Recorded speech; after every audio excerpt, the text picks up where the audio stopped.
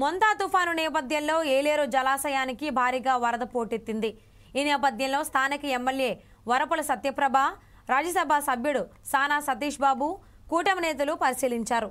MLA Satyaprabha చొరవతో సహాయక చర్యలు చేపట్టి సమర్థవంతంగా పనిచేసిన అధికారులు, సిబ్బందిని ఎంపీ సానా సతీష్ అభినందించారు.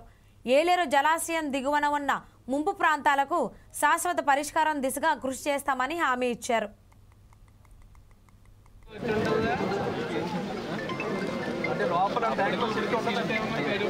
ఇవాళ ఈ ఏలేరు ప్రాజెక్ట్ లో ఉన్న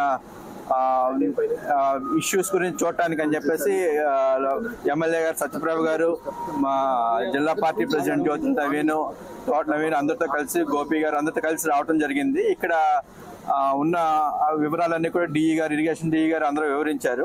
దీని ఈ 24 టీఎంసీ కెపాసిటీ అంటే ఎంత ఇన్ఫ్లో వస్తుంది, ఎంత అవుట్ఫ్లో వస్తుంది అన్ని చూసాం.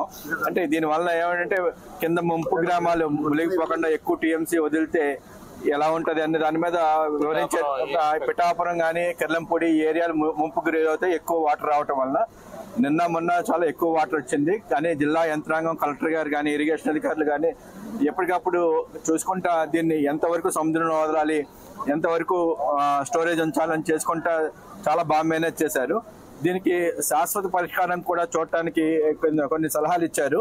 దీని తర్వాత ఇరిగేషన్ అధికారులతో కూర్చుని ఈ ఏలేరు దిగువ ఉన్న గ్రామాలకి ముంపు గురి అవ్వకుండా ఎలాగా మోడిఫికేషన్ ఎలా చేయాలి, ఈ విషయాలన్నీ కూడా అధికారులతో నిర్ణయించి